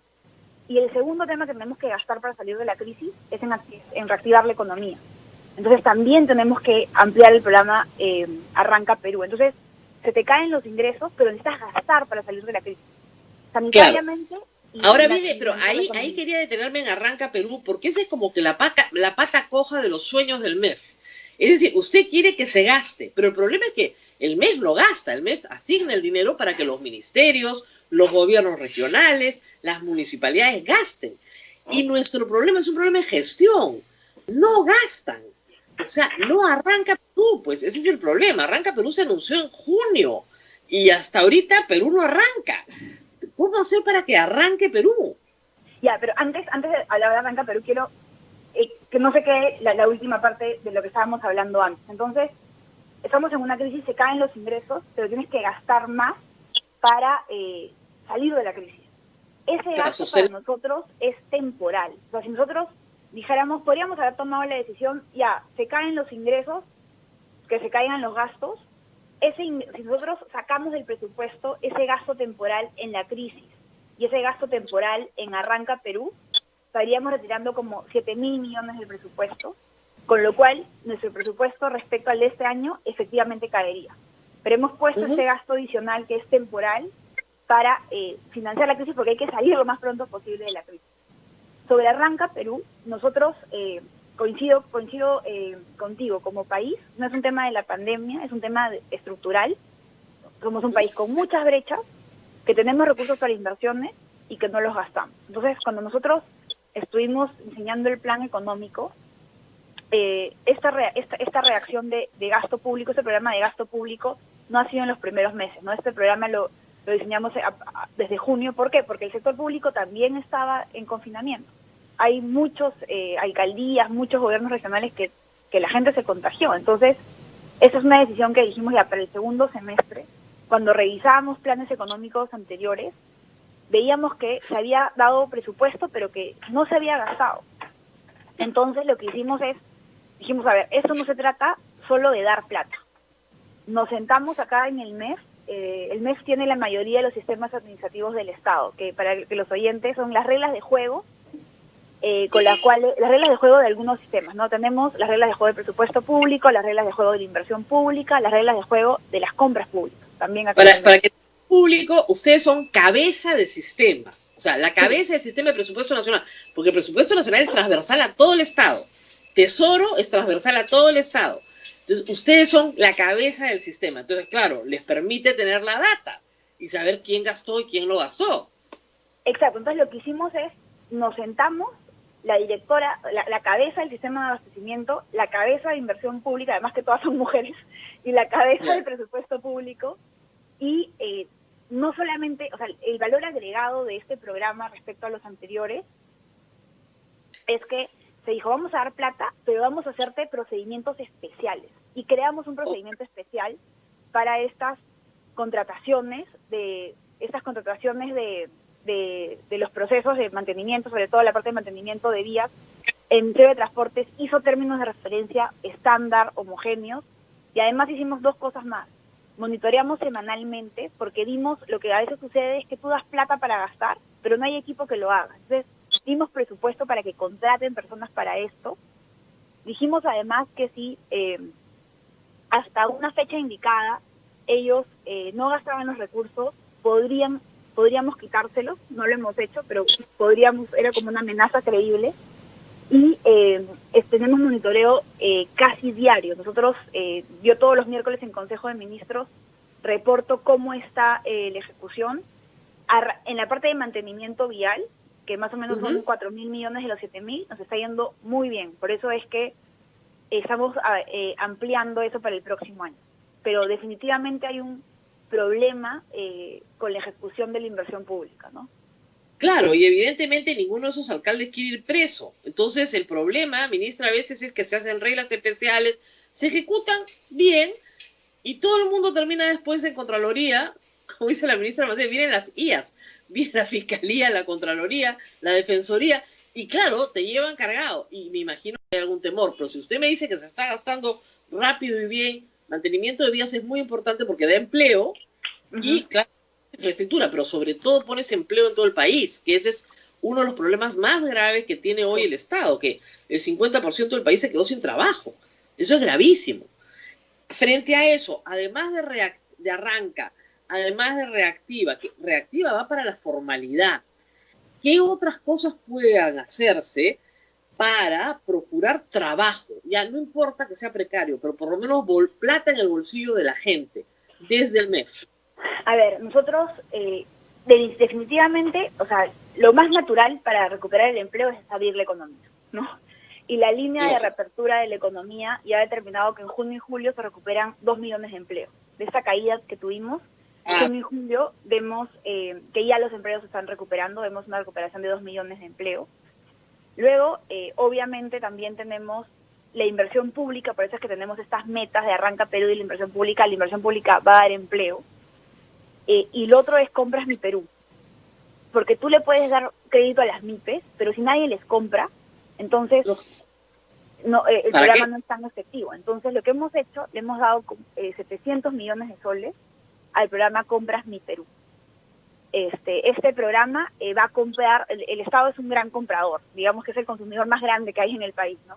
Entonces le hemos dado recursos a este programa para que las MIPES puedan, por ejemplo, las MIPES del sector textil puedan hacer ropa, ¿cómo se llama? Las sábanas, eso para los hospitales, creo que se llama ropa de cama. Ropa de cama para los hospitales, carpetas para el Ministerio de Educación. Entonces ahí también va, además que les da capital de trabajo, tú les das un adelanto para que puedan seguir. Y ahora precisamente estamos trabajando con el Ministerio de Trabajo. Por ejemplo, en el caso de Trabaja Perú ya se dio 230.000 empleos, o sea, de la mano, Arranca Perú es un paquete grande que tiene este mantenimiento vial, también tiene Trabaja Perú, que ya dio 230.000 empleos, y tenemos Compras Mi Perú, y estamos trabajando con el Ministerio de Trabajo. Hay algunos países que han desarrollado algunos instrumentos para poder incentivar el empleo formal. También, Rosa María, a diferencia de otros países, nosotros no tenemos seguro de desempleo, es algo que, por ejemplo, Chile sí tiene. Entonces, creo que esta crisis es una oportunidad a ver cómo implementamos algunos mecanismos, pero en el corto plazo, también en marzo hicimos un subsidio a la planilla, y en pero el digamos, corto plazo... ¿No fue un error no abrir construcción civil desde mayo? Construcción civil es intensiva en mano de obra. Tienen los mejores protocolos que hay en general, porque sí hay distancia entre los trabajadores, etcétera. Recién lo abrieron en julio. Eso ha sido dramático. En julio ya es un sector que se ha recuperado muy rápido. En julio, las cifras de abril reflejan una caída en un indicador en el despacho de cemento de casi 100%. Al día de hoy ya estamos en 95% de operación. Luego caer de 100% se ha recuperado en 95%. Pero estamos trabajando con el Ministerio de Trabajo para ver si diseñamos un mecanismo similar a lo que hay en otros países, una especie de incentivo al empleo formal. Estamos trabajando en eso, creo que es el segundo set de medidas que se vienen en este semestre del año. Pero sí, definitivamente hay una preocupación grande por cómo podemos recuperar el empleo, ¿no? Ahora, vamos al tema de la ONP, que es como dice el gigante que nos está mirando, el elefante en la sala. Bueno, puso viendo estas cifras, o sea, miren ustedes, el Estado peruano ha gastado 30.000 millones de soles en la pandemia, y el Congreso quiere gastar 18.000 millones de soles en repartirle un dinero solo a los que aportaron alguna vez a la ONP, que no son ni que son menos del 10% de los peruanos, lo cual no parece muy justo ni equitativo, ¿no? Ustedes tienen una contrapropuesta que vale 1.500 millones de soles para este año, pero en el tiempo, por supuesto, también tiene una proyección de gasto. ¿Han logrado convencer a los congresistas de que, como dijo el presidente, el presupuesto no es un barril sin fondo, o todavía no entienden estos conceptos? Yo quisiera, creo que ellos, responden a esta digamos, sensación de injusticia que hay con el Sistema Nacional de Pensiones, que es una sensación, no la podemos negar, ¿no? Hay personas que han contribuido 19 años y 11 meses y se han quedado sin pensión. Creo que en una situación de crisis pues hay una desesperación por solucionar rápidamente los problemas del ciudadano, ¿no? Entonces yo sí he explicado este concepto del tema de la iniciativa de gasto, pero creo que lo que nos ha caracterizado, o al menos es algo que es muy importante para nosotros acá en el MES cuando diseñamos las políticas y cuando hablamos con el presidente, es que lo que hagamos ahora solucione los problemas de los ciudadanos y no nos cree más problemas para el futuro. O sea, que seamos una respuesta a los ciudadanos y, como yo digo, que no hipotequemos el país, porque el Perú no se acaba con la pandemia, tampoco se va a acabar con las elecciones. Entonces, lo que hemos buscado en la propuesta de la ONP es justamente eso, es una respuesta coyuntural, entender que hay familias que le están pasando momentos muy difíciles y que necesitan dinero en los bolsillos para pagar las cuentas, para darle de comer a sus hijos,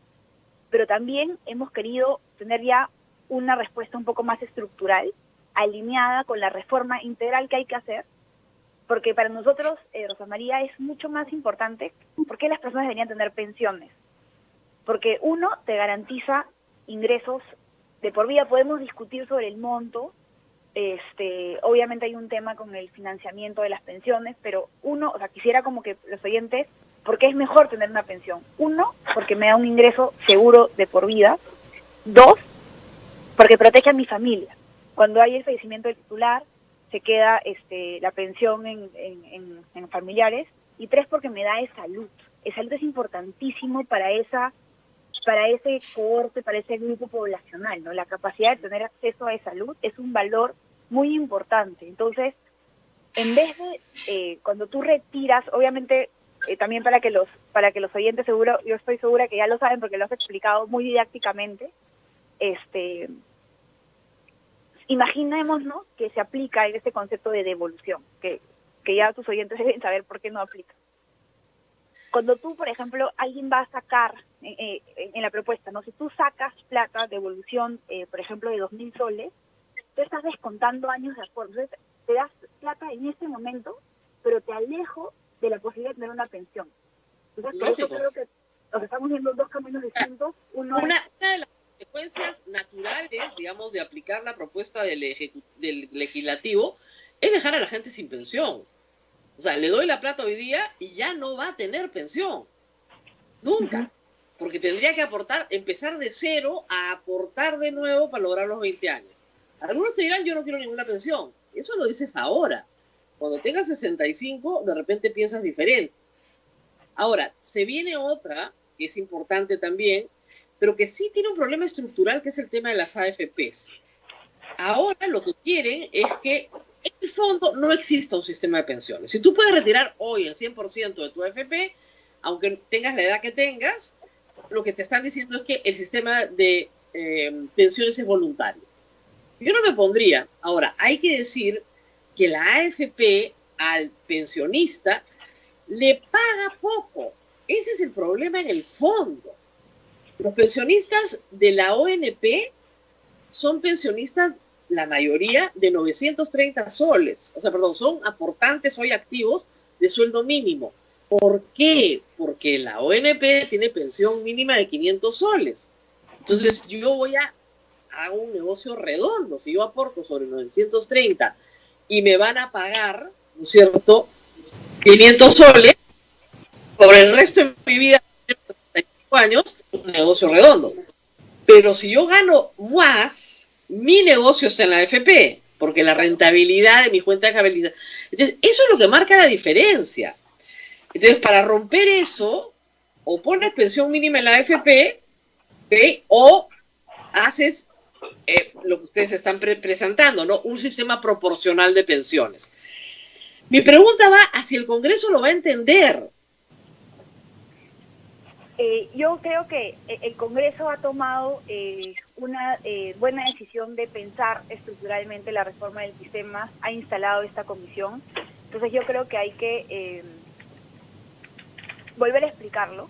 Creo que también, como me dijo un especialista internacional sobre el sistema privado de pensiones, me dice, ustedes no tienen sistema privado de pensiones, ustedes tienen un sistema de ahorro obligatorio multipropósito, ¿no? O sea, no hay un sistema privado de pensiones. Entonces, lo que hay que hacer es insistir con las propuestas técnicas de nuevo, ¿no? O sea, no podemos tratar de solucionar el corto plazo generándonos problemas para el largo plazo, pero coincido contigo que hay también un malestar en la ciudadanía, eso no solamente es en Perú, en varios países del mundo, sobre el tema de las comisiones, sobre la rentabilidad. Entonces, espacios de mejora hay definitivamente en el sistema privado de pensiones también. Ahora, ustedes van a observar la ley que ha remitido el Congreso, ¿verdad?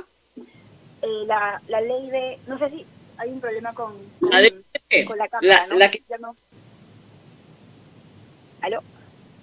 Aló, sí, la norma que establece la devolución, entre comillas, de aportes de la ONP, ¿la van a observar? Sí, por supuesto que sí, es una norma que es, ya lo ha dicho el Premier, lo ha dicho la Ministra de Justicia, hay que, en una situación de crisis, hay que respetar las reglas de juego, ¿no?, de la Constitución. Entonces, ya hemos explicado varias veces cuál es la racionalidad detrás, que solo sea el Poder Ejecutivo quien tiene iniciativa de gasto, quien tiene el manejo de la política hacendaria. Entonces, entiendo que no me va a poder contestar esta pregunta porque hay un tema jurídico detrás, pero se la tengo que hacer. Dígame, hemos perdido la imagen, pero ya estamos de nuevo con usted. Lo que les decía era, ¿cuánto nos va a costar el tema de peajes? Yo sé que usted no me puede decir un monto porque fijaría una indemnización a largo plazo, pero va a costar. Lo que quiero es que la gente entienda que las malas decisiones legislativas también tienen un costo en el presupuesto público. Ok, van a tener que ser compensadas las concesionarias, pongámoslos así, ¿sí o no? Yo creo que, a ver, sí, también hay que, en estos temas donde hay controversias hay que ser muy cuidadosos, pero definitivamente creo que hay unos días donde efectivamente no hubo, o sea, ahí sí tengo que hacer para que los oyentes entiendan. Nosotros días en que pro peaje. Eso es objetivo. Ok. Esas empresas que dejaron de percibir eso, se llama lucro cesante, lo que no pude obtener, hay también daño emergente, pero el lucro cesante, me lo tienen que compensar. Eso es un acto de justicia, porque además el Tribunal Constitucional ya lo dijo. Lo que hizo el Congreso es inconstitucional. Entonces hay que pagarles. Sí, acá, para que yo quisiera transmitir algo a tus oyentes, para que no, porque acá me está titubeando, pero es porque, para que los oyentes sepan, cuando estas empresas podrían demandarnos como Estado. Y durante el juicio ellos podrían utilizar todo lo que un funcionario diga, a favor o en contra, ¿no? Probablemente en contra nuestro. Por eso yo quisiera explicarle a los oyentes por qué en estos temas sensibles donde el Estado podría enfrentar un juicio, y en este caso claramente ha habido un incumplimiento de contratos, por eso es que hemos emprendido una demanda en el Tribunal Constitucional. Lo hemos explicado varias veces, ¿no? O sea, por eso justamente es que fuimos al Tribunal Constitucional. Estamos, de cierta manera, hemos generado un riesgo para el Estado durante este periodo de incumplimiento de contrato, ¿no? Ahora viene otro riesgo. Han presentado una demanda de inconstitucionalidad por el tema de los ascensos, que también cuesta 1.500 millones de soles. Nuevamente, iniciativa de gasto. El problema es que el Congreso nos cuesta mucho a todos los peruanos. Y claro, ya la cereza del queque es lo de la ONP, que, ministra, acláreme, algunos dicen que vale 13.000 millones, otros 15.000 millones y otros 18.000 millones. No sé muy bien cuánto cuesta lo que el Congreso ha generado en el tema de la ONP. A ver, te digo, cuesta, exactamente cuesta como 15.000 millones, pero quiero ver si tengo acá a la mano los cálculos. 15 millones, o sea, toda la caída de la recaudación de este año, más o menos, es lo que cuesta. Sí, te cuento si quieres, para que nuestros oyentes tengan, si tenemos tiempo, te doy los costos, ¿no? Digamos que hay 4 medidas que se proponen. Los afiliados menores de 65 años, por única vez, podrían cobrar una devolución de aportes hasta una UIT. Eso nos cuesta 10.894 millones. La segunda medida es los afiliados de más de 65 años o más, con menos de 20 años de aporte, sacarían el 100% de los aportes con intereses. Con intereses, impuesto, se ha determinado intereses en una tasa más o menos de 5%. Eso nos cuesta 4.183 millones. Y luego hay otra medida, a ver un segundito, hay otra medida que es un sueldo para todos los jubilados de 930. También. Claro, eso es para los que son menores de 65 años, ellos acceden a una UIT 930. Claro. Los que tienen más de 65 años, que no han llegado a los 20 años de aportes, a ellos se les dice que podrían sacar el 100% de sus aportes con interés. eso es 4.183. Para que tengas también, no los quiero llenar de números, pero esos son más o menos 200, bueno, no los quiero confundir. Luego hay una tercera, que es los afiliados que tienen 65 años a más, que tienen más de 20 años de aportes, ellos también podrían sacar una UIT. Claro. Eso nos cuesta 343 millones. La suma de este primer componente son 15.420 millones. Y adicionalmente están dando una pensión por única vez de una No, perdón, Rosa María, nos hemos equivocado. En los números anteriores era una UIT, no era una RMB. O sea, cuando hemos dicho que podían sacar devoluciones hasta una UIT, una UIT, que son más de 4.000 soles. Pero luego a los pensionistas, por única vez, un bono igual a una RMB, esos son 930, eso nos cuesta 535 millones. La cuenta de todo eso es 15.955. Claro, para que la gente se haga una idea, yo les ponía ejemplos, ¿no?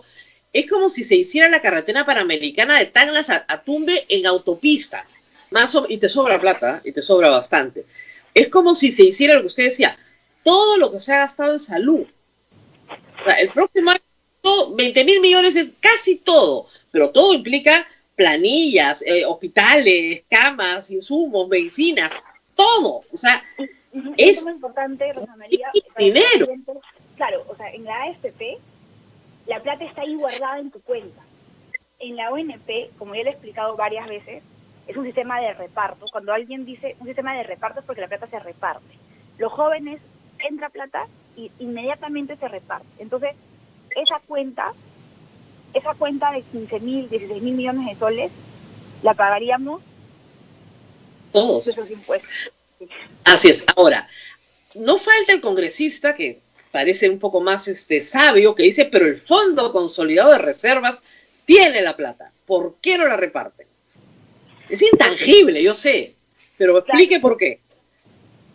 El Fondo Consolidado de Reservas es un fondo intangible que es como el seguro o la plata que tenemos de respaldo para pagar a los pensionistas. Entonces esa plata es sagrada, no la debemos tocar. Lo último que debemos hacer es desproteger a nuestros pensionistas. Entonces eso además está protegido en la Constitución, ¿no? Claro, pero a los congresistas la Constitución como que no les suena mucho. Entonces les da lo mismo. Y gritan, tienen miles de millones en el Fondo Consolidado de Reservas, que sabemos que su rentabilidad sirve para pagar el extra a los pensionistas. Su rentabilidad, nada más, el fondo no se toca. Pero se lo quieren disparar como la gallina de los huevos de oro. Encontraron una gallinita, la quieren matar y quieren que haber más huevos. El problema es que no se puede tocar. Pero es crítico explicárselos, porque parece que no lo entienden. Sí, o sea, yo a ver, quisiera, ellos recogen, o sea, no podemos negar, Rosa María, que antes de la pandemia hay una enorme, yo diría que decepción con el sistema de pensiones que tenemos, porque como hemos dicho, no tenemos un sistema de pensiones, ¿no? O sea, el Sistema Nacional de Pensiones tiene algunos problemas, como el sistema de cesación de la injusticia, que si trabajé 19 años y 10 meses, me quedo sin pensión. También en el sistema privado de pensiones hay un enorme malestar. Entonces, creo que es un poco recoger el malestar ciudadano, saber qué mejoras hay que hacer, pero el Congreso ha tomado una buena ruta al hacer esta comisión. Igual, cualquier decisión que se tome, que también está en la Constitución, de modificación del sistema, requiere opinión del Ejecutivo.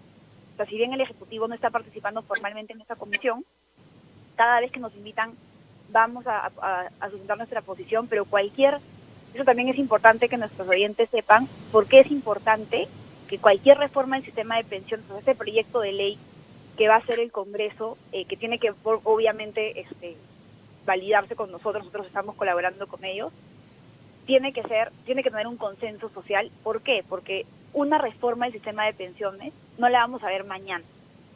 No. Los productos, el resultado se va a ver en muchos años. Entonces, nos tenemos que poner de acuerdo como sociedad de cuál es el camino que queremos seguir, porque es una maratón, es una carrera de largo aliento. Entonces, si cada vez que cambia el gobierno, cada vez que cambian los congresistas, cambiamos la ruta, nos alejamos de la reforma. Pero hay que decir algo que también es cierto. Mire, cualquier corte siempre genera alguien que se queda afuera. Entonces usted dice, bueno, a partir de los 10 años de aportes tienes una pensión proporcional, será de 250 soles. Muy bien, pero ministra, yo aporté 9 años y 8 meses. No van a ser tan injustos conmigo también. Entonces, tiene que favorecerse el sistema voluntario de aporte para completar los años, que siempre existió el sistema facultativo. El que dice yo aporté 19 años, 11 meses, yo no lo entiendo, porque puede aportar facultativamente y completar. Y por supuesto que puede hacerlo, y completar lo que le falta para poder lograr una pensión. Entonces, eso tiene que quedar claro también. Parece que queda claro. Sí, a ver, en el sistema lo que tenemos que entender, creo, es que las pensiones no nacen de la nada, no salen de la nada. O salen de mis ahorros, o sea, en el sistema privado, ahorro durante mi etapa laboral es igual a pensión.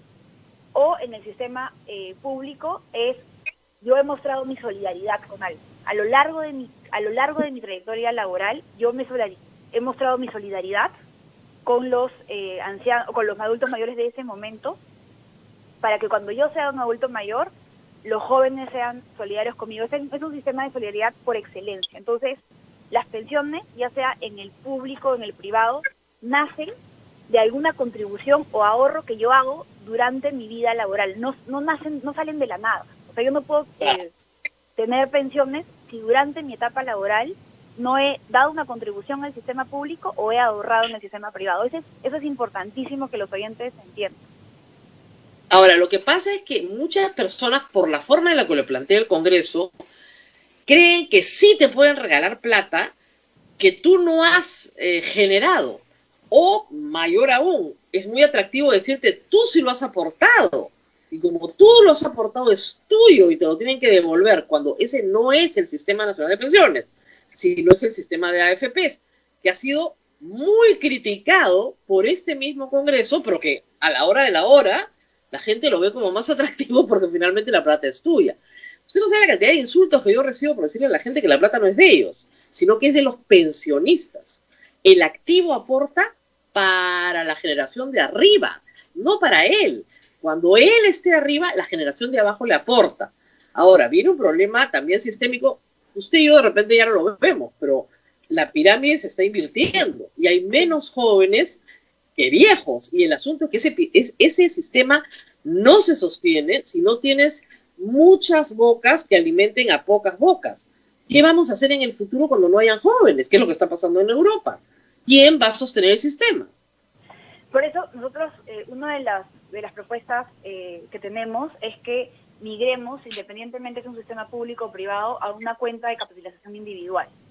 O sea, creemos que es importante todo a cuentas de capitalización individual, y también una propuesta que se podría evaluar es que haya competencia, ¿no? Creo que también se podría evaluar una idea que han planteado algunos expertos, es el tema de la AFP pública, ¿no? Que la AFP también compita, pero lo que sí es importante, creo que un aspecto fundamental de la reforma que estamos planteando es que independientemente si es en el sistema público o privado, todos tengamos una cuenta de capitalización individual. Pero claro, porque mire, ministra, por ejemplo, si usted ha aportado a lo largo de muchos años con buenos sueldos, termina su AFP, usted tiene, no sé, 400.000 soles en esa AFP, y esa AFP de 400.000 soles le va a generar una pensión de 2.000 soles mensuales, que está bien, es una buena pensión, 2.000 soles mensuales por una persona sola, está bien. Pero si usted esos 400.000 soles los saca de la AFP y los pone a 5% en una caja, en Huancaja, Huancayo, no sé, cualquier caja, usted va a generar una pensión más o menos de 1.500 soles, pero con la diferencia es que no se come el fondo, sino que el capital lo sigue teniendo hasta el final de su vida. Entonces, ¿para qué me voy a quedar en la AFP? O sea, realmente cuando las AFP dicen, no entendemos por qué la gente retira su plata, porque es un pésimo negocio quedarme contigo. Entonces, también tienen que pensar que la gente saca su calculadora igual que usted, hace su cuenta y dice, me voy al otro lado. O sea, los incentivos tienen que ser los correctos. Y a veces no lo son. Totalmente de acuerdo. Totalmente de acuerdo. Hay un tema con la rentabilidad que se puede asegurar. Hay una sensación también que cuando caen los fondos solamente se ve afectado el aportante. Con las AFPs ellos no se ven afectados. Entonces creo que sí, definitivamente hay un tema de... O sea, prefiero ir al banco. O sea, si el Estado me va a obligar a ahorrar, ya perfecto, me obligan a ahorrar. Me voy a una caja. Me voy a donde me den más plata, sin cobrarme comisión. Porque yo cuando voy a hacer un plazo fijo al banco, no me cobran comisión, me pagan por mi plata. ¿Por qué no puedo tener mi plata en la AFP en esas mismas condiciones? ¿Por qué yo, aportante del Sistema Nacional de Pensiones, no puedo tener mi cuenta? Y si el Banco de la Nación me paga más, me quedo ahí, si no me voy al banco a cualquiera. O sea, lo que no le están dando a la gente es la libertad de decidir racionalmente, porque los agentes económicos, eso aprendí yo, lo poco que aprendí de economía, los agentes económicos son racionales. La gente no está loca, hace lo que le rinde más. No rinde, pues, o sea, es evidente, no rinde. Hay que dar mucha más información, tanto en el sistema público con el privado, ¿no? Ya se ha demostrado en todos los estudios de economía del comportamiento. Tú tienes que darle diariamente a las personas información para tomar decisiones. Lo que ha sucedido también, ahora que a mí me ha sorprendido enormemente, te lo digo, es que cuando se hizo este retiro de las AFPs, no tenían información de quiénes habían aportado. Eso me sorprendió muchísimo que, y de hecho no voy a pecar acá porque se los dije, que a mí me sorprendió muchísimo. Ellos tienen que entender que están gestionando la vejez de las personas. Están gestionando la... Ahora, dichas estas críticas, nos quedan un par de minutos que le estoy robando al tiempo, la van a interpelar. La van a interpelar este viernes y este lunes. Usted ya me imagino tiene todas las respuestas, porque nos las ha dicho prácticamente en este programa. Y eso puede acabar en una censura, lo cual sería muy triste, muy desagradable, pero lamentablemente esas son las reglas del juego político. ¿Qué nos puede dejar decir sobre esto? Mira, yo no quiero especular, como tú bien lo has dicho, y en este respeto al que siempre me refiero de la Constitución, ahora más que nunca en la crisis, todos tenemos que respetar más la Constitución. Entonces, es una responsabilidad constitucional que yo tengo que ir al Congreso. Me parece totalmente, bien que hay este mecanismo. Si hay algo que no se ha explicado, que no se ha entendido, lo tengo que explicar. Si hay dudas, tengo que ir a dar información, pero no quisiera especular. Nosotros... yo estoy esperando que sea martes porque tengo ya lista la agenda de las siguientes medidas que tenemos que sacar la próxima semana. Tengo una preocupación grande porque este segundo semestre la ejecución de la inversión pública es fundamental. Voy a comenzar a llamar a los gobernadores, a los ministros, entonces no voy a especular. Acá tenemos que seguir empujando la economía. Seguir trabajando. Muy bien, muchísimas gracias por su tiempo, ministra. Ha sido largo, pero la agenda era larguísima y teníamos muchos temas que conversar. Le agradezco mucho por su tiempo. Sí, Rosa María. Sí. Nos tenemos que ir. Permíteme siquiera 2 preguntitas porque han sido cientos las preguntas. Para que quede claro y la gente se ha sorprendido, la plata de Reactiva no sale de fondos del Estado, sino sale de los bancos. Eso quiero que reafirme la ministra porque esto se repite y se repite y se repite. Sí, por supuesto, a todos los oyentes, esa es una diferencia fundamental y pongámoslo un ejemplo de nuestras casas. Una cosa es darle plata a tu hijo sabiendo que no te lo va a dar nunca, no le vas a cobrar nunca a tu hijo. Esos son los bonos, eso es plata que ha salido del bolsillo del tesoro público y se ha dado a los ciudadanos en condición que estaban pasando por una situación complicada, producto de la crisis. Y otra cosa es cuando tú eres garante de algo. Cuando mi hermana viene y me dice, por favor, María Antonieta, quiero que seas mi garante, yo firmo un papel y no sale un sol de mi bolsillo. Imaginémonos en este acto de soberbia que yo soy el tesoro público. Entonces, cuando le doy plata a mi hijo, le doy plata a cambio y no espero que me la devuelva. Cuando soy garante de mi hermana, solamente firmo un papel, no sale nada de mi bolsillo. Va a salir algo de mi bolsillo si es que mi hermana en un año, cuando tiene que comenzar a pagar el préstamo, no paga. Pero ojo que también nos hemos puesto una serie de medidas para que las empresas quieran pagar lo más pronto posible. Por ejemplo, no puedes repartir utilidades mientras que tengas el préstamo de Reactiva. Entonces, las empresas grandes que son, lo primero, si no puedes repartir utilidades, entonces eso es un incentivo muy potente a que pagues lo más pronto posible. Pero eso sí, fundamental para los ciudadanos, no ha salido ni un sol de las cuentas del Tesoro Público. Ministra, se ha debido decir mucho más. Yo lo entiendo así, pero me he dado cuenta que la mayoría de la gente no lo entiende así. Y ahora que usted lo ha dicho, yo me imagino la sorpresa de nuestros oyentes, y hay que decírselo al Congreso. Ojo, este dinero no salió del Tesoro Público, es de los bancos. Sí, mañana también lo voy a... lo voy a repetir, pero sí, no ha salido ni un sol del Tesoro Público. Es una contingencia, como cuando cualquiera de nosotros es garante de un préstamo, es garante de un alquiler. Tú das fe de que si la persona no va a pagar, la empresa no va a pagar, entonces ahí viene el Tesoro. Eso sería el próximo año. Ese es uno. ¿Y cuál era la segunda consulta? Eran 2 temas, ¿no? Sí. Abel. Sí, ministra, la otra es que siempre se repite, Rosa María lo ha explicado varias veces acá, usted ha dicho que vamos a terminar con deudas el año, ¿no? Y siempre cuando hay este tema, ahí mismo la gente dice, si hay empresas grandes que nos deben millones, nos debe tal empresa de telefonía, tal empresa de la otra, ¿existen esas deudas? Sí, tenemos, esas son las deudas tributarias, para que los oyentes sepan también, hay diferentes niveles donde se resuelven estas deudas. De nuevo, en un país democrático, donde se respeta la Constitución y donde se tiene que respetar la división de poderes, las deudas, las más grandes que tenemos, están ya en el Poder Judicial. ¿Qué significa? Mientras que para nosotros mientras que más escalones subamos en este cobro de deudas, en lo que le llaman estas controversias, mientras que más arriba subes en los escalones, estás más en la autonomía del Poder Judicial, pero mientras más arriba sube, es porque también el Estado tiene buenos argumentos. O sea, si se ha elevado tan arriba, es porque el Estado tiene buenos argumentos para defender. Pero hay que decir una cosa, no es una deuda. Es decir, el Estado dice que es una deuda. Yo, contribuyente, tengo todo el derecho de decir, señor, lo que me estás comprando, yo no te lo tengo por qué pagar porque no es tributo, por ejemplo. Y pasa que muchas veces las empresas ganan en el Tribunal Fiscal y la SUNAT las lleva al Poder Judicial. Y eso es un error.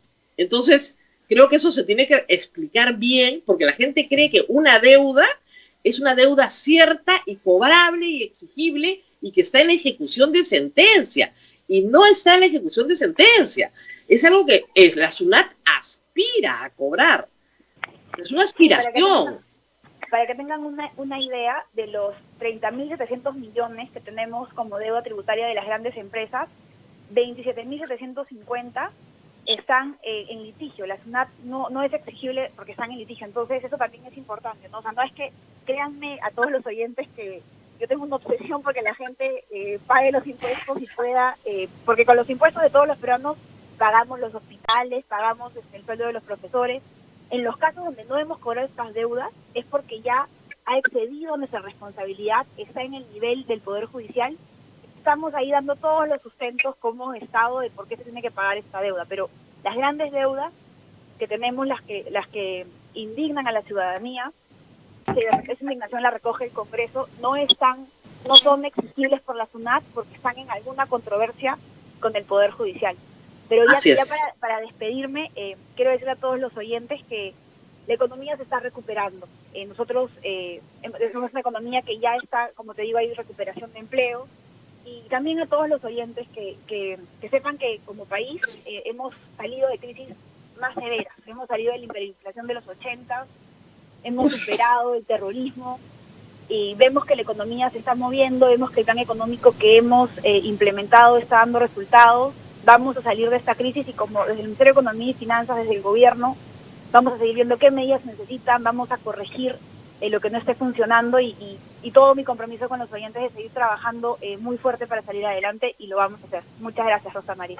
Muy bien, ministra, me despido rápidamente, me despido, Abel, tengo que ir al otro trabajo. Gracias por estar con nosotros esta mañana y haberme quitado tanto tiempo. Creo que es la entrevista más larga que hemos hecho alguna vez en Radio Santa Rosa. Gracias por estar con nosotros. Abel, muchísimas gracias a la ministra. Gracias, Rosa María. Nos vemos mañana. Sí, nos hemos sobrepasado. Hasta Cuídense pronto. mucho. Chao, chao. Hasta mañana. Hasta aquí, A Pensar Más con Rosa María Palacios. Este programa fue producido por la Sociedad Dominica de Medios de Comunicación, Sodomco.